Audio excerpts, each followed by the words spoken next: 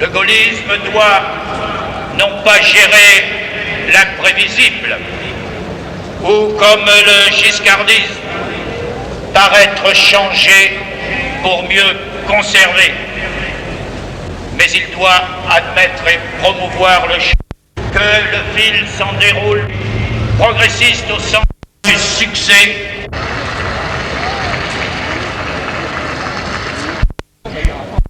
Dizaines de milliers autour de Jacques Chirac. Je le crois, je le sens. En 1974, avec les mêmes raisons, il ne serait pas préférable ces idées neuves.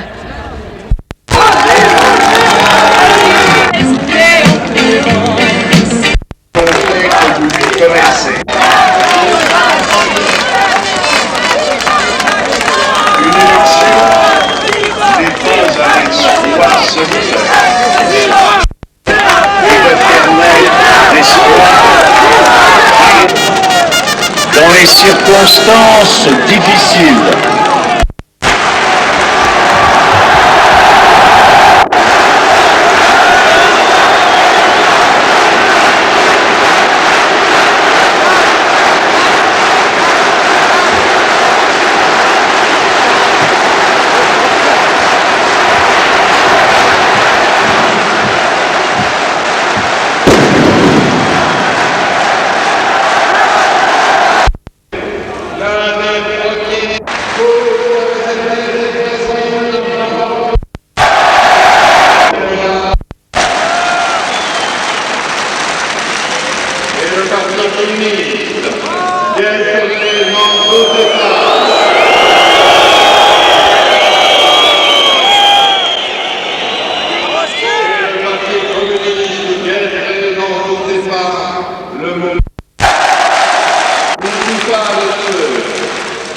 qui vous propose la voie moyenne.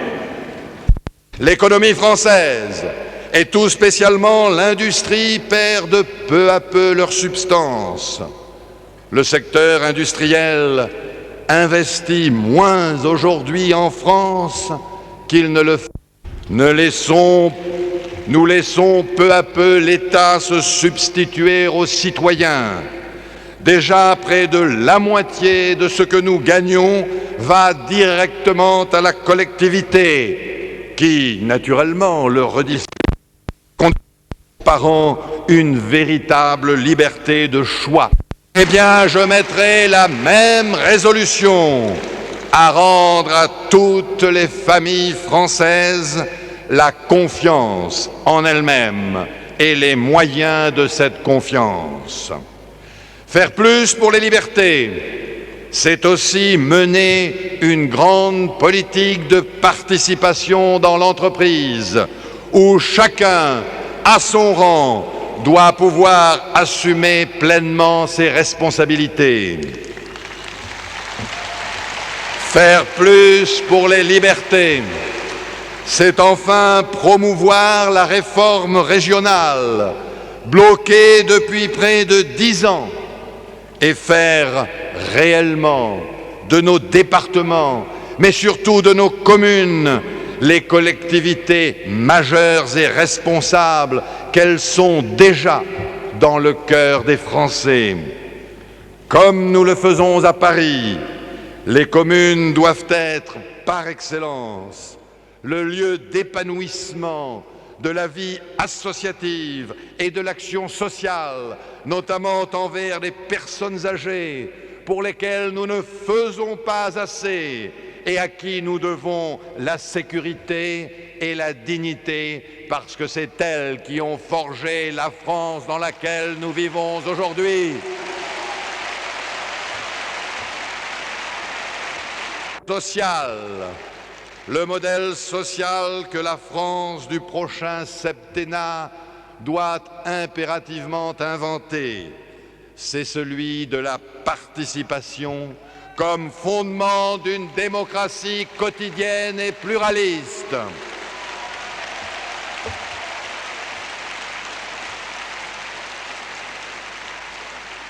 La France doit faire plus pour son indépendance et pour sa défense. Il y faut avant tout la volonté. Et cette volonté, hélas, tous ne la partagent pas. Certains répandent même l'idée que les nations n'ont plus d'avenir, qu'elles sont condamnées à se fondre dans des ensembles plus vastes, qu'à l'ère des marchés communs économiques doit succéder celle des communautés politiques supranationales. Je tiens, quant à moi, cette affirmation pour fausse et pour dangereuse pour la France. Elle est fausse car dans le monde, le sentiment national ne s'est jamais exprimé avec autant de force qu'aujourd'hui.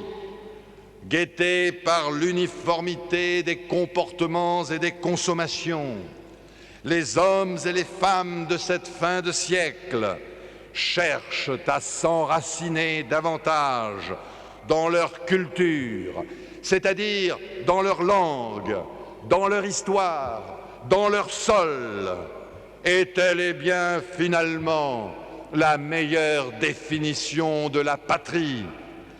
L'affaiblissement du sentiment national est non seulement une idée fausse, mais c'est surtout une idée dangereuse, car les nations qui se résignent s'abandonnent et se placent en position d'infériorité par rapport à toutes celles qui affirment leur identité et leur volonté.